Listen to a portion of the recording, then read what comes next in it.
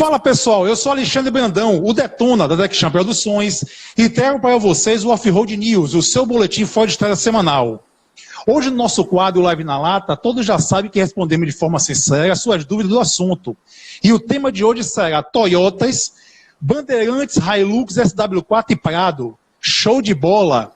E não digo mais, agradecemos o apoio da concessionária Gerber Toyota, do nosso gerente Edson Moreno, e o grupo Toyer do Brasil, representado pelo nosso presidente Pé de Pena, está conosco, que é apoiador forte do canal.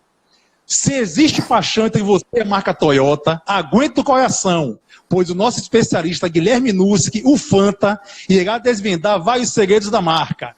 Que venham as perguntas através do nosso chat ao vivo. Seja bem-vindo, meu irmão Fanta. Fala, Detona, tudo bom?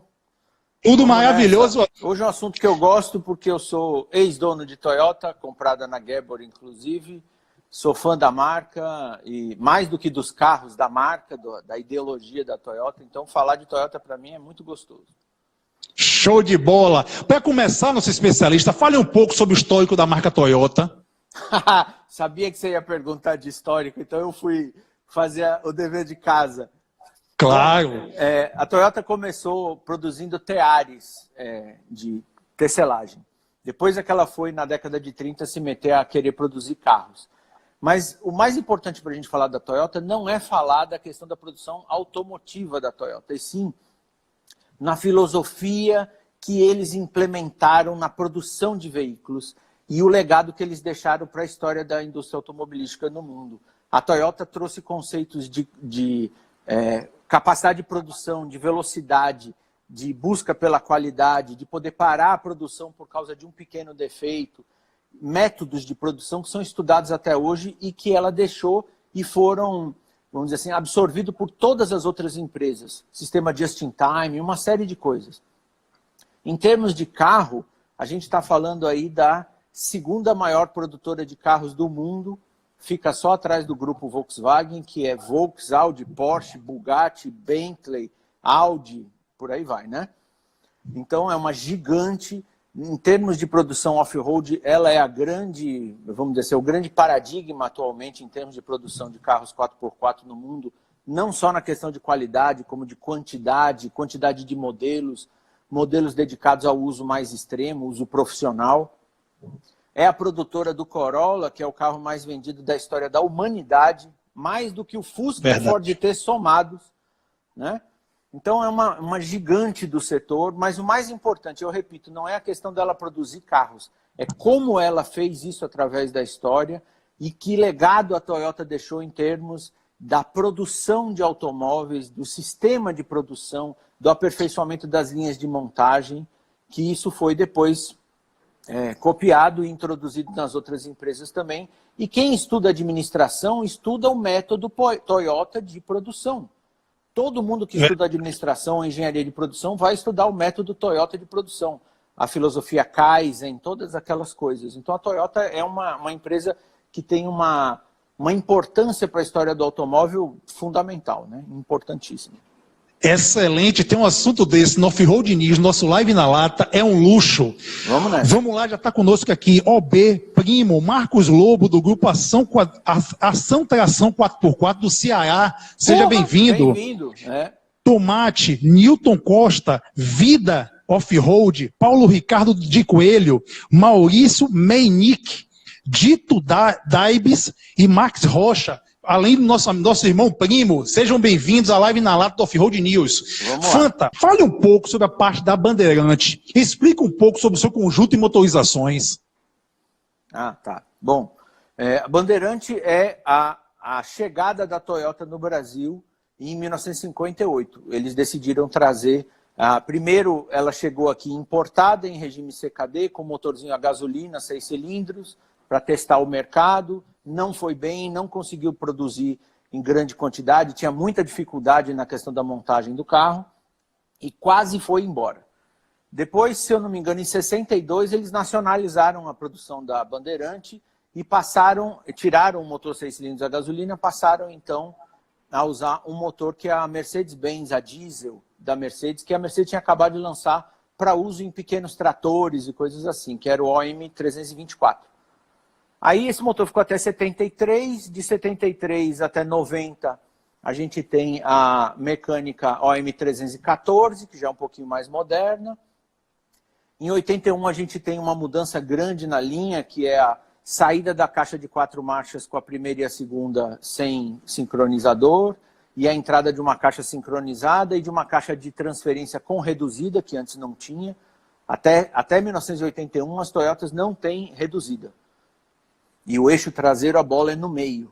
Depois a bola traseira foi para o lado e ela ganhou uma caixa de transferência com opção de reduzida. Na década de 90, ela passou para o motor OM364, que muita gente acha que é o preferido, vamos dizer assim, é um motor Mercedes também, a diesel, mas um pouquinho mais moderno. E em 94 veio outra quebra grande de estilo das Bandeirantes, quando ela saiu da mecânica Mercedes a diesel e passou a usar um motor Toyota, que é o 14B, Isso. que foi até 2001, com uma particularidade. Salvo engano, de 94, 95 até 99, se eu não me engano, o 14B era importado. E de começo de 99 até 2001, ele foi montado aqui no Brasil pela MWM. Então existe um motor MWM 14B, projeto Toyota, fabricado sob licença pela MWM para essas últimas unidades, já com câmbio 5 marchas, uma série de melhorias aí, né? Mas na essência continuava sendo o Jeepão do projeto da década de 40, rústico, estreito, razoavelmente leve e pau para toda a obra, né? Você vê, foram produzidas aí 100 e poucas mil unidades, a grande maioria está rodando, né? Com certeza, e tem diversos apaixonados por essa viatura, viu? Bandeirante é o Jeep mais caro que tem no Brasil em relação ao ano dele. Isso é verdade, não te falou isso, porque quem tem, guarda de paixão. Primo, daqui a pouquinho a gente vai estar respondendo uma pergunta que você passou para a gente pelo chat, só segurar porque está no nosso contexto. Fanta, já chegando a primeira resenha por cá, Toyota é uma bruta ou uma bigorna na trilha? Bom, a Bandeirante é um Jeep de concepção antiga, com os feixes de mola passando por debaixo do eixo, pouquíssima amplitude de curso de suspensão, os motores não são potentes, então vai depender muito do que você chama de trilha. Se você botar uma Bandeirante com motor original na duna, ela não tem potência para andar em areia fofa com desenvoltura, certo?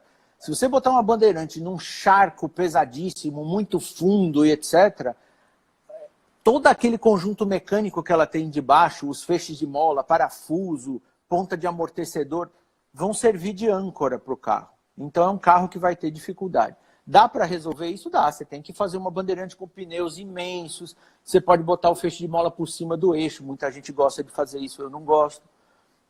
Tem uma série aí de receitas que você pode fazer. Chamar a Band de bigorna, eu como fã de Toyota não gosto muito dessa história. Mas eu reconheço que a Bandeirante é um Jeep de concepção antiga e para uso off-road pesado ela tem que ser também pesadamente modificada para ficar eficiente. Então não é um carro, assim, vamos dizer assim, totalmente pronto, original para fazer coisas muito pesadas. Agora, se não é trilha a história, se você vai usar ela para carregar peso em estradas de terra, de cascalho, ela dura o resto da vida e trabalha muito pesado e com grande desenvoltura. A questão dela é só ver como você vai usar. Com certeza. Nosso Sassá tem uma Band bem preparada, com 2 bloqueios diferenciais. Turbo utiliza agora, bababá, né? Muito bacana, tá arrumada e tá doido para chegar lá no setor para testar, viu? E é Sassá tocando, né? Que é um cara experiente. Então, conhece o carro, faz muita diferença. Com certeza. Volney, Max Rocha falando, manutenção barata e não quebra. Nativos Expedition, Popó, Itamar Codim, Mauro Wiki, Victor Evaristo, Leonardo Tamazo, LN Stack Jeep, César Macedo, Bahia. Sejam bem-vindos ao Live na Lata do Off-Road News. Vamos lá. Fanta, uma coisa, qual seria a sua recomendação de pneus para um uso misto numa Bandeirantes? Bandeirantes você tem que tomar cuidado com o pneu pelo seguinte, como eu acabei de dizer, como ela é um Jeep de concepção antiga, ela não tem as caixas de roda com um espaço gigantesco para você usar conjuntos muito grandes. Então, se você ficar ali na faixa de 31 polegadas de altura total, você dificilmente vai ter problema do pneu ficar raspando e comendo a lataria. Se você vai usar pneus realmente grandes, principalmente a caixa de roda traseira tem que ser refeita, o arco refeito, a caixa internamente refeita, etc. Eu gosto de Bandeirante seguindo o esquema mais clássico. Para Bandeirante eu usaria, se fosse em aro 15, eu usaria o pneu 33, 10,5, 15, fino e alto, fica ótimo. Se for em aro 16, você tem o 235-85-16, boa opção. O 265-75-16, que tem mais ou menos 32 polegadas, boa opção. Acima disso, você já tem que começar a ver se você vai precisar de espaçadores de rodas, se você vai precisar mexer um pouquinho na altura ali da suspensão, né? Aumentando a questão da altura do feixe de mola ali com jumelos maiores, que é uma solução que eu não gosto muito. Ver se você põe um calço, mas aí tira a geometria da questão da transmissão do lugar. Aí você entra na área de lift, que começa a complicar mais a vida, porque tem que ser feito com critério. Mas se você ficar nessa altura aí de 31, 32 polegadas, você está bem servido e ela vai te performar bem, vamos dizer assim, sem exageros. Mas dá para usar pneu 37 polegadas na Bandeirante, é só abrir espaço para isso. Não, a gente foi na Transamazônica em 2017 com o nosso amigo expedicionário Sérgio Holanda e nós tínhamos uma Band com pneu 40. Você vê. Mas aí é espoada, com uma série de modificações para poder caber aquela bolacha lá dentro, né? Com certeza, mas estava bem preparado, de nosso amigo Andrezinho, lá de São Paulo. Fanta, subindo um pouquinho de marca, vamos lá. Por que os proprietários de Hilux dificilmente mudam de marca de picape? Porque a Hilux, eu como ex-proprietário posso falar de cadeira, ela tem a marca Toyota, que é a durabilidade, qualidade de construção e um pós-venda espetacular. Então você ter uma Hilux é você ter, antes de tudo, uma tranquilidade muito grande como proprietário, porque você vai ter peças nas autorizadas, a rede de autorizadas é muito boa, é muito eficiente. Você vai ter uma caminhonete que dificilmente vai te deixar na mão, porque ela é muito bem testada, muito bem construída. E você não vai ter na sua mão a caminhonete mais veloz, a que acelera mais rápido, a que tenha, vamos dizer assim, um aspecto mais esportivo. Não, ela é um veículo sempre tradicionalista. A Toyota é uma marca conservadora, vamos dizer assim. E a Hilux segue essa tendência e essa linha da Toyota. Buscar durabilidade, ser uma boa ferramenta para trabalhar, uma ferramenta em que você pode confiar, fácil de manter. Por isso que o pessoal não sai. Show de bola. Pessoal, podem enviar suas perguntas pelo chat que saiam respondidas na lata, hein? Vamos lá. Fred Caires, na live do Gui. Fredão, vamos nessa. Com certeza. Vitor Evaristo, vulgo Tombadinha, Pink QAP, Zanola Júnior, Nativos Expedition falando, rapaz, você falando sobre paixão, meu irmão tem um galpão com 6 bandes, tente comprar alguma deles, não vende nenhuma. Para você ver, lenda ou verdade, o mito da Tombalux existe? A gente falou sobre isso na questão da live das caminhonetes. A Hilux é uma caminhonete com uma concepção mecânica voltada para o uso em terrenos ruins e para o uso, vamos dizer assim, profissional. O conjunto mecânico dela e o chassi são mais altos, o centro de gravidade dela é mais alto e ela é uma caminhonete que exige prudência e respeito, porque ela se comporta como um utilitário mesmo. Você tentar dar um uso esportivo para uma Hilux é querer ver o mundo de cabeça para baixo, sim. Vai acontecer também com outras caminhonetes, mas a Hilux é uma caminhonete relativamente estreita para o tamanho dela e alta. Então você tem que tomar sempre cuidado. Usando ela dentro da normalidade, não tem problema. Pode viajar, fazer o que você quiser. Agora, se você vai viajar 180 km por hora de piloto automático ligado e vai querer fazer curva com lombada a 150 por hora, você vai morrer. Aí, tudo bem para você. Aí fica difícil, tem que ter prudência. Lembrando que o Off-Road News é uma marca registrada em NPI pela TechChamp Produções e não deixe de se inscrever no YouTube, no Off-Road News. Fanta, mais uma pergunta enviada pelo e-mail especialista@offroadnews.com.br do nosso Boto, presidente da Triton Bahia. Opa. Quais foram as melhorias significativas da nova Hilux em relação ao anterior? Se você está falando da Hilux 2016 para cima, ela não tem um parafuso praticamente da Hilux que veio até 2015. Quando a Toyota troca a geração da Hilux, ela troca o veículo inteiro. Basta ver o que aconteceu também de 2004 para 2005. Então, a geração nova tem outro motor, são motores agora bem mais modernos, com menos cilindrada. O carro teve uma série de melhorias de suspensão, o câmbio de 6 velocidades, antigamente era de 5 ou de 4 marchas. Você teve melhorias importantíssimas, como a adoção do santificado bloqueio de diferencial traseiro, que a Hilux agora tem, que é fundamental, né? E a questão da segurança passiva dela, que é a melhor entre as caminhonetes médias, né? A caminhonete mais segura, uma das, pelo menos, mais seguras para você bater, se você tiver que bater, ela ganha nota máxima aí. Então é uma geração que melhorou em tudo, né? Não tem um item que melhorou, é um outro carro melhor em tudo. E isso é uma das coisas da filosofia da Toyota. Você tem que melhorar conforme o tempo vai passando. Eles buscam isso sempre. Cada geração vai melhorando.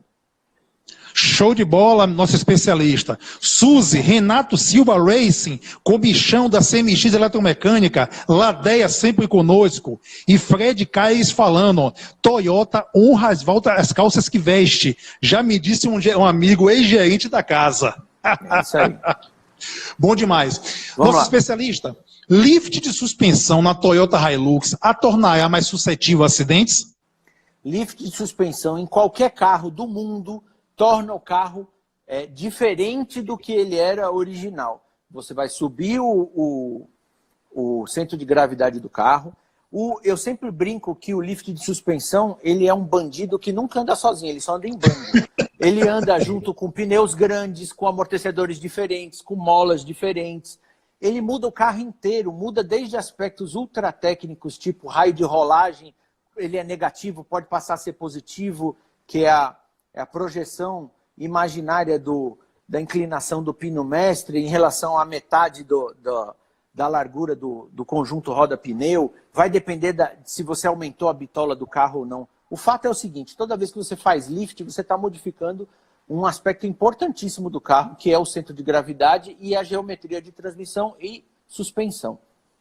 Se for muito bem feito, ele não vai prejudicar tanto o uso do carro, desde que o uso seja comportado. Porque quanto mais off-road ficar o carro, pior ele vai ficar para o uso on-road, em estrada, em viagem, frenagem, no molhado, etc. Então, lift sempre prejudica. Você não tem condição de desenvolver um lift que fique melhor do que a suspensão original para a questão de segurança, por exemplo, porque você não tem pista de teste, equipe de engenheiro e 2 bilhões de dólares para desenvolver um produto. Não adianta. Com certeza. A gente falou de lift de suspensão. O Bud Lift para a Hilux existe? Existe porque ela é uma caminhonete com chassi, onde fica presa toda a parte mecânica, e a carroceria sobre chassi. Carroceria cabine e carroceria de carga, né? A parte da caçamba.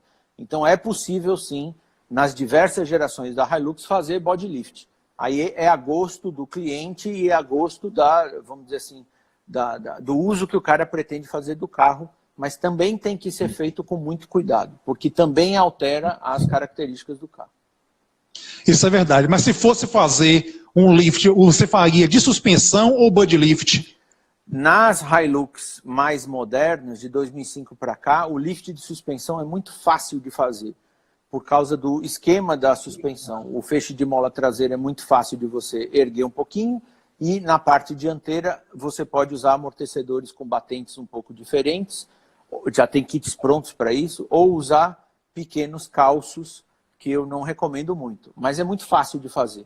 Nas Hilux antigas, até 2004, eu já prefiro não mexer na suspensão e fazer um pequeno body lift, porque elas já têm, em relação ao tamanho delas, a capacidade de usar pneus relativamente grandes, então não é muito preocupante. Positivo. Por mais que seja receita de bolo, lembrando de fazer em locais de confiança, com profissionais especializados, que isso não é brincadeira. Vamos lá. Fanta, meu querido, nosso especialista. A Hilux deixa algo a desejar em relação às outras picapes do segmento? Não, muito ao contrário. O que qualquer outra caminhonete do segmento tem, Eu sempre tiro só a Amarok desse conjunto por causa da tração all-wheel drive e do tamanho da Amarok em termos de largura, então põe ela numa categoria meio exclusiva dela.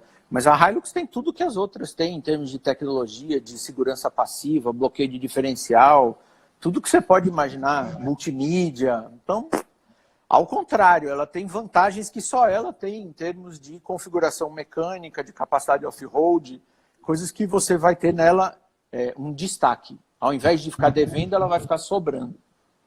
Show de bola. Minha sogra, Arquimedes, Mike Pageira e Aldo Poli com a gente. Sejam bem-vindos.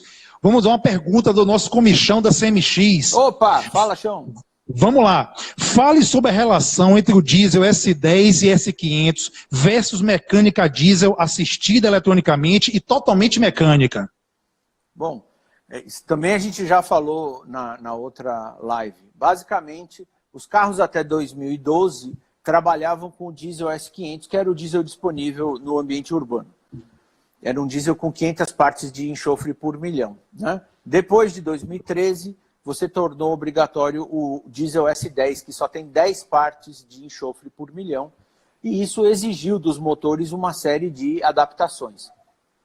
O diesel S10 tem menor lubricidade do que o diesel S500, então ele foi aditivado pelas refinarias com um pouco de biodiesel para que você restabelecesse essa lubricidade. Nos motores mais antigos, que tem bomba injetora mecânica, essa lubricidade é fundamental para poder dar boa vida e boa durabilidade à bomba injetora mecânica.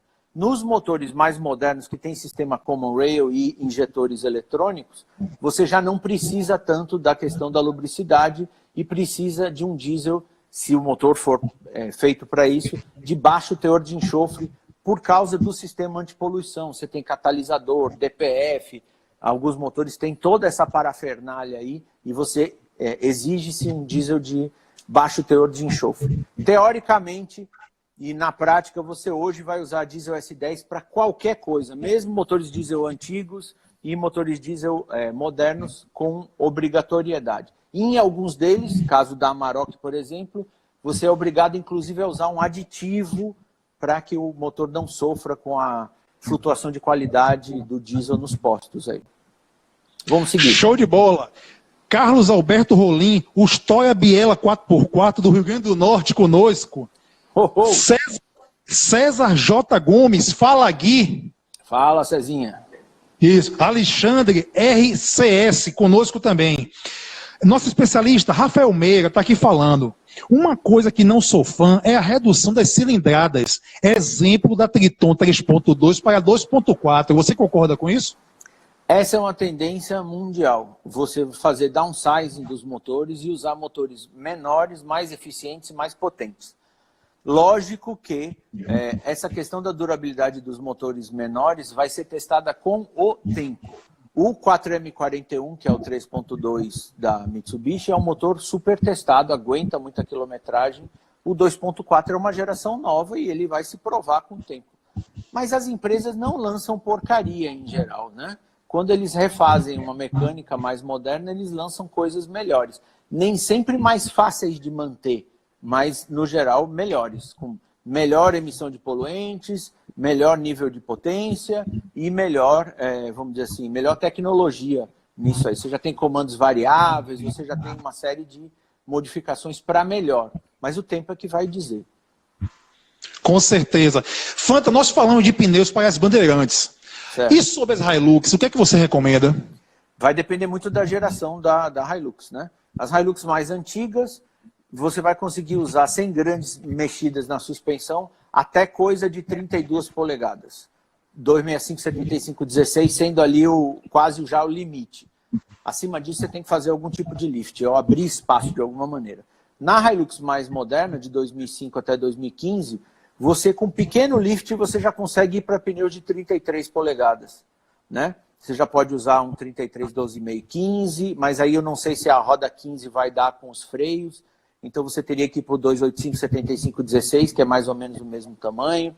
Às vezes você consegue usar uma coisinha um pouco maior se você tiver mais lift, ou se tiver a junção de um pequeno lift de suspensão com um pequeno body lift, talvez você consiga ir para cima.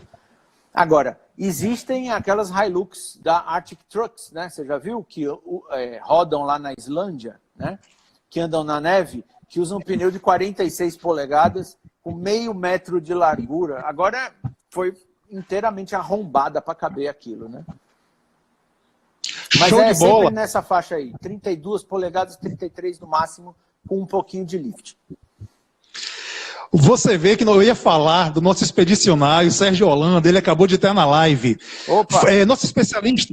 As pessoas são apaixonadas pela Hilux antigas, como o nosso expedicionário Sérgio Holanda. Por que isso acontece?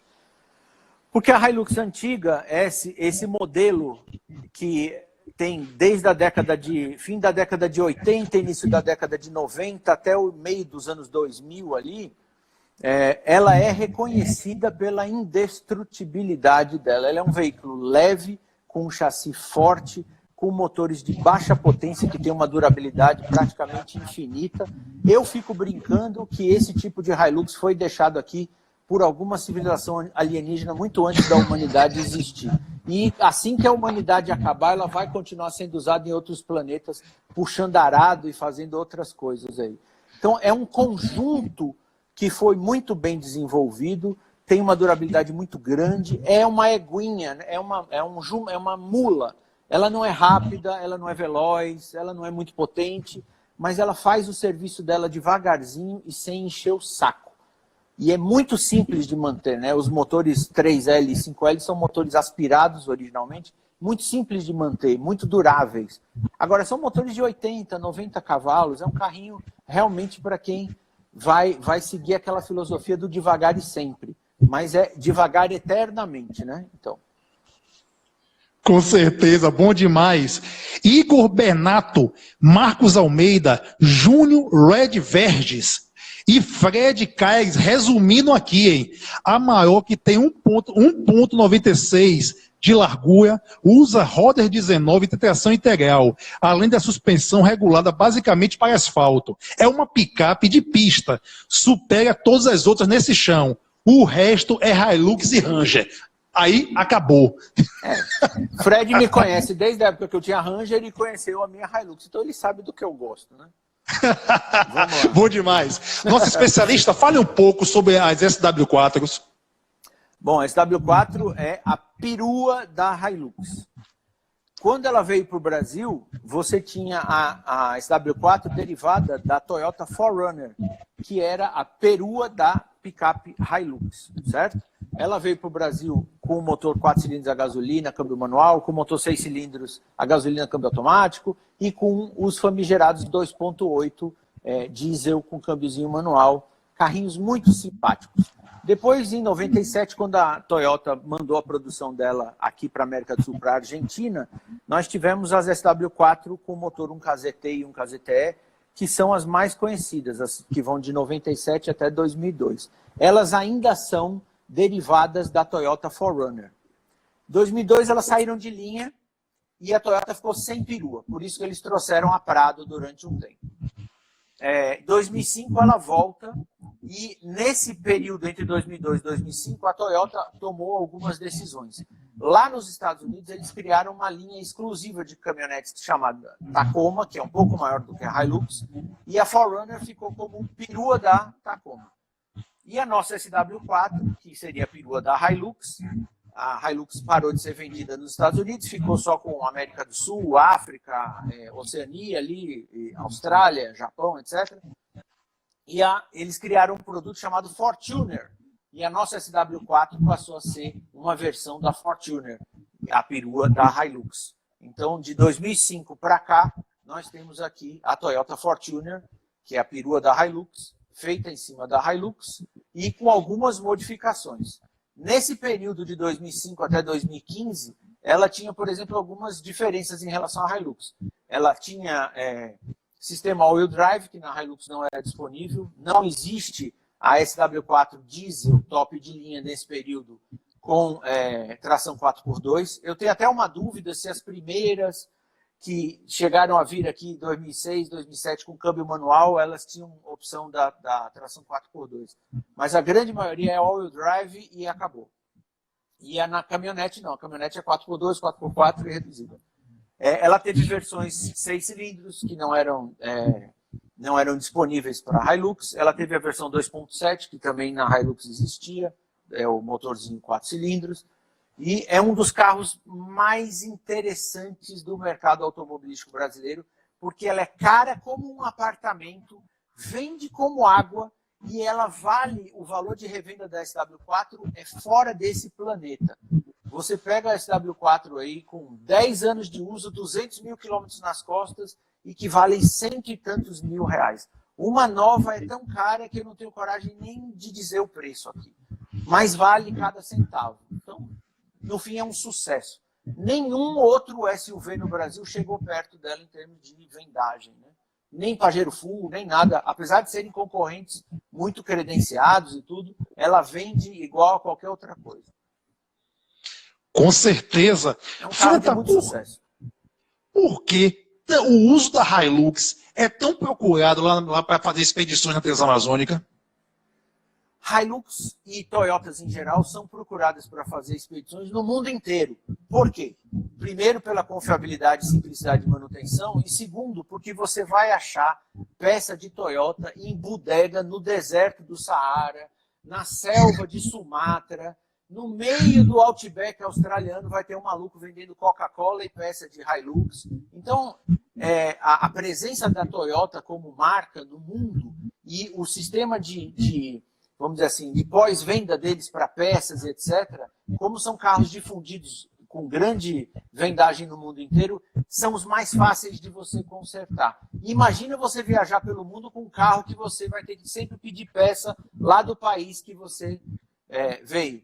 Toyota não. Toyota, os motores são mais ou menos iguais no mundo inteiro. As peças de motores mais tradicionais da Toyota, os mais simples, tem no mundo inteiro. Você vê Toyota em guerra, Hilux com uma metralhadora em cima, o cara dando tiro em avião em cima de uma Hilux. Coisas de Toyota, né? Com certeza. Nosso Beethoven falando lá diretamente da África do Sul pra gente, hein? Que coisa boa. Cristiano Pérez, Nel Meirelles, Sérgio Holanda falando, os terroristas árabes que nos digam, viu? O uso. Fanta, me diga uma coisa. Existe SW4 com câmbio manual? E se vale a pena investir em uma usada para passeio e expedições? Sempre vale. A primeira geração que veio para cá, que foi a segunda geração da 4Runner, que é aquela que tem motor 2.8 diesel, é sempre câmbio manual quando é a diesel. Pronto.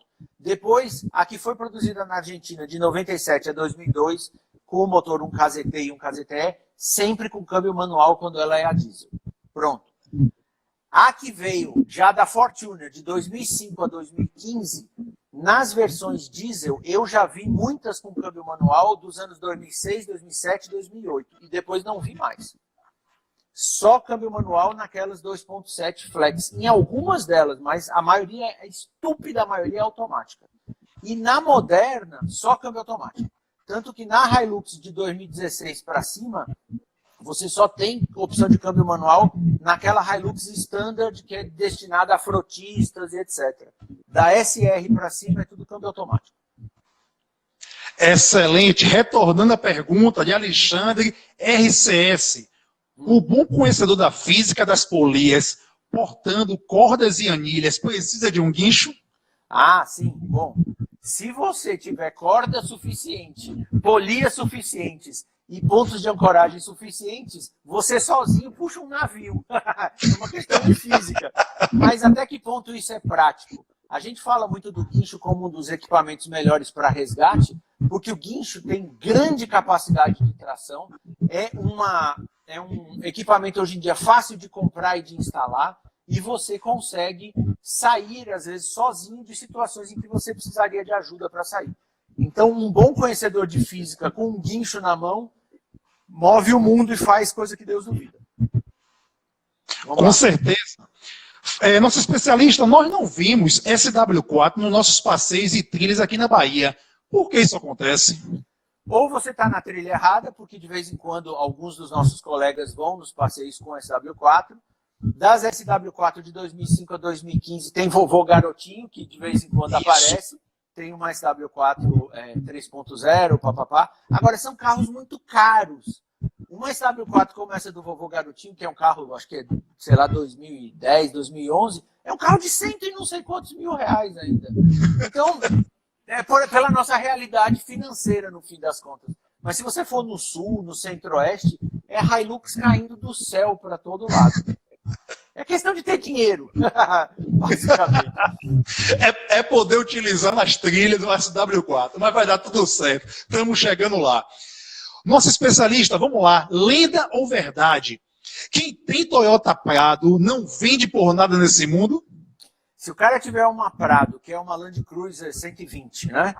Ela é a Baby Land Cruiser, vamos dizer assim, e veio para o Brasil. Para mim, foi a melhor SUV que já pisou no Brasil. Ponto, acabou. Não veio, infelizmente, com um motor muito potente, ela ainda usava um KZTE com um motorzinho de 130 cavalos, mas é um carro espetacular em termos de durabilidade, 8 passageiros de capacidade, muito bons bancos, mecânica muito tradicionalista, câmbio 4 marchas, mas é indestrutível. Então, se você tem uma bicha dessa bem cuidada e você não está precisando de dinheiro, o ideal seria você não vender, porque são carros que podem durar durante muitos anos e trazer alegria para o cara durante muitos anos. E são muito caras para comprar também. Para comprar uma em bom estado é muito difícil. Você precisa pagar caro e pesquisar bastante, né? Isso é verdade. Um dos nossos apoiadores, nosso Gilberto, da Crise Manias, tem um Prado e pergunta se ele quer vender. Ele fala, rapaz, deixe minha Prado aí. Não vai. E agora você falou da parte da Land Cruiser importada. Existe alguma diferença entre essa importada e a nossa Prado? Não, a Prado que veio para o Brasil veio do Japão. A diferença é o seguinte, já existia em outros lugares do mundo Prados com motor 6 cilindros, com um GRFE, que é aquele 4.0, que para mim, é o melhor 6 cilindros da história de todos os 6 cilindros no mundo, e para muita gente também. É um motor que tem versão no Camry, está até hoje nas SW4 por aí, está na Toyota Gazoo Racing nova, aí, V6 e papapá. Enfim, a que eles trouxeram para o Brasil tinha o motor mais antigo com um câmbio automático de 4 marchas, ou seja, eles foram conservadores na questão da escolha da mecânica do carro. Por quê? Porque aqui a gente já tinha o motor 1KZTE, mesmo que sem intercooler, nas últimas SW4. Então, acho que eles optaram por uma questão de facilidade de logística, de manutenção e de pós-venda. Mas já existia, no finzinho desses tempos aí, a Prado com os motores da série KD FTV, que é o D4D, que veio para a Hilux e para a SW4 depois. Mas eles optaram por trazer com o motor mais antigo. Foi a opção da Toyota. Com certeza, bom demais. Sérgio Holanda, falando por cá, a nova está 300 mil. Se você quer ir, isso. Se você quer ir ao Outback australiano, vá de Land Rover. Mas se você quiser ir e voltar, vá de Toyota. Começou a resenha. É isso aí mesmo, é isso aí mesmo. Vamos lá, o nosso tomate, falando por cá. Hilux e SW4 são montadas na Argentina. Se fosse montada no Japão, você acha que seriam diferentes? Melhor ou pior? Eu acho que os veículos montados no Japão, e eu já comparei veículos montados no Japão com veículos montados aqui, no caso da minha Pajero Sport, por exemplo, que era feita em Nagoya, lá japonesa, a diferença de qualidade em alguns materiais, principalmente pintura, lataria, plásticos, é absurda. Mas eu não acho que em termos de mecânica e de durabilidade e da engenharia teria muita diferença, não, porque a Toyota produz mais ou menos os mesmos carros no mundo inteiro. A questão é que, às vezes, o material que eles usam na Argentina tem diferença. Vou te dar um exemplo prático. A Toyota Hilux japonesa, ela usa um diferencial da Aisin, um sistema Aisin. E é fácil de você encontrar bloqueio para ela. A Toyota, que é montada na Argentina, o miolo do diferencial é feito pela Dana. E aí usa um sistema Dana híbrido, que não é totalmente Aisin. E aí você tem problema de bloqueio para ela. Só a ARB fabrica, basicamente. Então tem essas chateações quando você coloca a planta de produção na Argentina, vamos dizer assim. Você tem que usar alguma coisa local. Mas de resto a qualidade é mais ou menos a mesma. Não daria assim, uma importância muito diferente para isso aí. Com certeza, até o Tomate chegou a falar aqui que o acabamento das japonesas podem ser muito melhores do que as argentinas. Então, é só questão de acabamento. É. Isso, o nosso Sérgio Holanda falando, a opinião é que a vantagem das que vinham do Japão seria uma questão dos fornecedores de algumas peças. Mas a filosofia da Toyota é a mesma em qualquer lugar do mundo. Exatamente isso aí. Exatamente. Isso. E câmbio manual só se encomendar, o que demora em média 6 meses para entrega. Imagina. Vamos nessa. Espera, né? Mas posso falar uma coisa? Câmbio manual vale muito a pena. Macaco Moqueled conosco, bom demais, irmão Macaco. Fala, macacão. Isso, Beethoven. Comprei um Prado aqui na África do Sul. Aí é fácil, né, Beethoven? E depois de uma conversa técnica com Fanta, não se arrepende de nada. Ele comprou uma 6 cilindros. O que é que você acha, Fanta? Motor um GRFE 4.0 Dual VVTi. É um motor da Tacoma, é um motor que sai em tudo quanto é utilitário americano, é um motor que roda 1 milhão de quilômetros dando risada da sua cara. Para mim é o melhor 6 cilindros que já foi feito na história dos motores do mundo. Ponto. Para mim e para muita gente. Vamos lá. Vamos lá. Alexandre RCS perguntando, qual a melhor Hilux de todos os tempos? Sempre a última, que é a mais desenvolvida. Ponto. Acabou, na lata, Acabou. rápido. A nova é melhor do que a antecessora em tudo. E a antecessora é melhor do que as gerações mais antigas em tudo. Você pode ter a opção por uma mais antiga com facilidade, simplicidade, etc. Mas como carro, elas vão melhorando sempre. Não tem o que falar. Show de bola. Mais uma pergunta do Alexandre RCS. Você encararia a Transamazônica como a Ranger 2015? Sim, com uma grande ressalva. Meu medo numa Transamazônica para a Ranger 2015 não é pelo carro. O carro é sólido, é forte, não tem problema nenhum. O problema é, você vai botar uma Ranger 2015 com motor Duratorque 5 cilindros, provavelmente. Se for a dele, é uma Duratorque. Para beber aquele diesel desgraçado que você vai achar lá, eu não botaria. Eu preferiria fazer a Transamazônica com um carro que pudesse usar diesel de qualidade pior, carros até 2012. Então, não vejo o problema da Ranger como carro, eu vejo o problema da qualidade do combustível. Agora, se você tiver lá como encher o tanque, levar combustível extra e garantir que o seu carro vai estar abastecido com bom combustível o caminho todo, você pode ir tranquilo, bichona, com bons pneus, bloqueio de diferencial, você vai se divertir. Agora, tem que beber diesel bom. Senão vai quebrar. Toyota Prado, lift de suspensão é de difícil instalação? De jeito nenhum. Você tem tudo pronto. Da Ironman, por exemplo, você tem os kits prontos para todo tipo de utilização que você pode imaginar. Por quê? Porque as Prados são muito comuns na Austrália. E na Austrália vamos dizer assim, é a grande feira mundial de coisas 4x4. Você tem lá kits para quem reboca peso, para quem anda com peso em cima do carro. Você tem para-choque para todo tipo de jeito. Então, a Prado é muito simples de fazer, lift de suspensão. Não é muito barato se você for importar as coisas, por causa do preço do dólar, etc. Mas é simples de fazer. E pneuzinho 33 ali, 285, 70, 17 na Prado, com 2 polegadinhas de lift, bons amortecedores. Só falta um bloqueio de diferencial, porque as que vieram para cá vieram sem bloqueio. As Prados não vieram com bloqueio de diferencial? O bloqueio de diferencial traseiro na Prado, bloqueio mesmo, não veio. Você tem esse bloqueio em algumas Prados que foram para outros lugares do mundo. Mas aqui não, elas têm só o sistema autoblocante e acabou. Ok. O nosso CUD aqui com a gente, show de bola, irmão CUD. É que o Bonfim é o gênio Alegrete e Sérgio Holanda.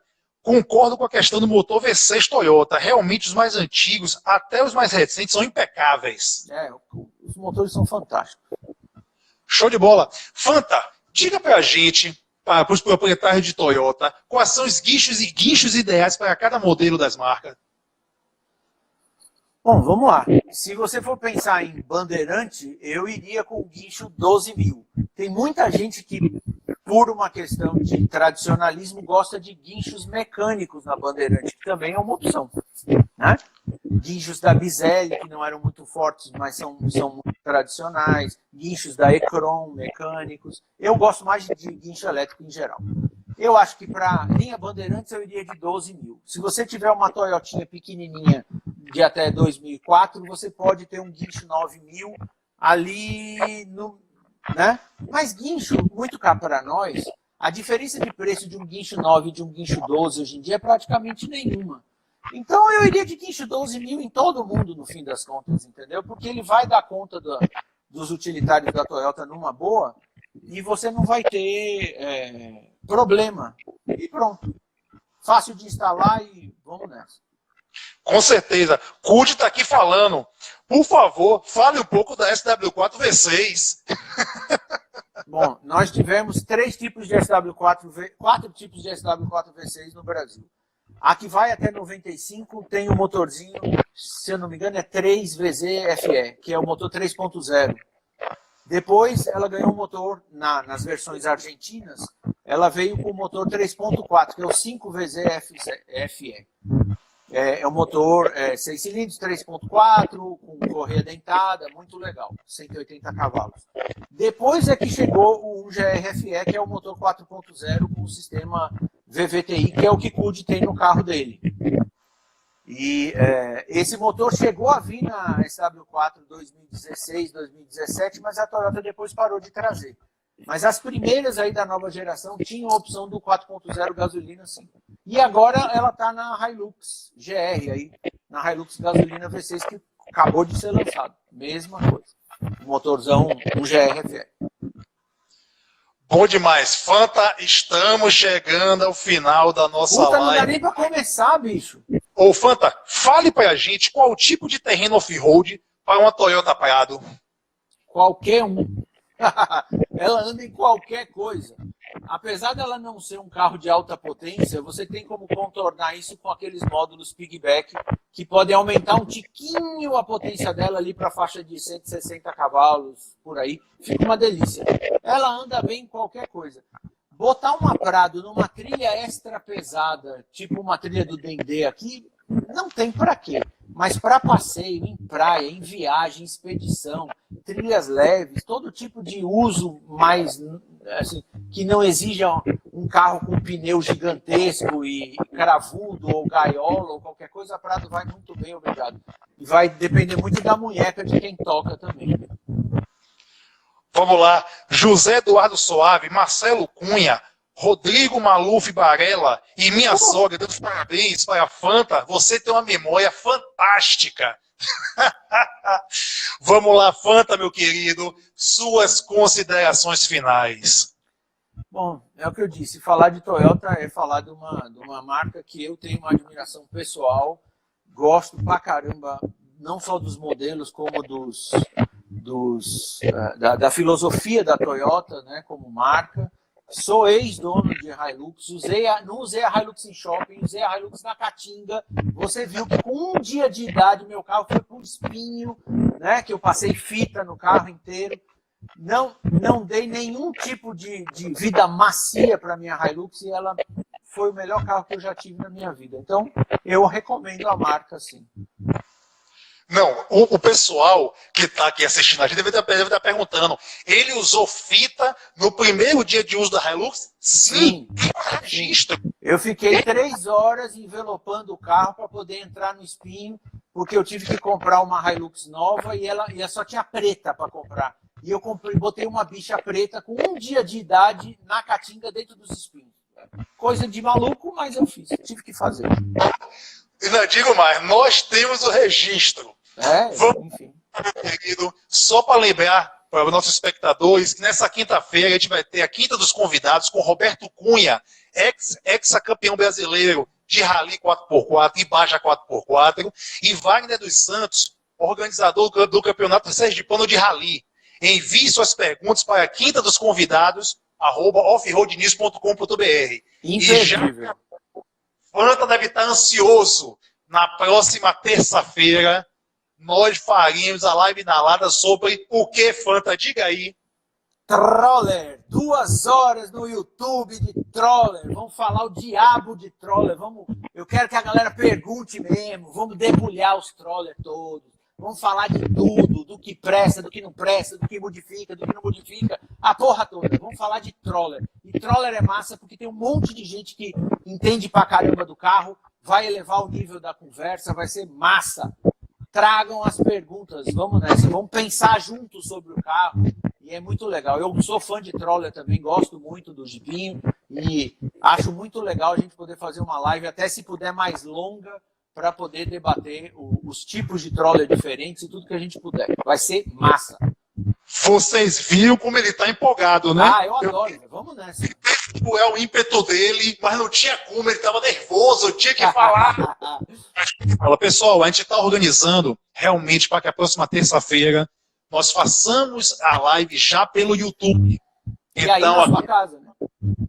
Aqueles que não estão inscritos, vamos lá, vá lá no YouTube, veja lá, Off-Road News, se inscrevam, porque a gente vai poder fazer uma matéria muito maior e mais produtiva, entendeu? Já pelo estúdio, todo mundo nas nossas mesas de som, então a brincadeira vai estar boa. Então, vamos lá, obrigado a todos e até a próxima. Até, um abraço a todos, abraço Serjão, brigadíssimo. Até.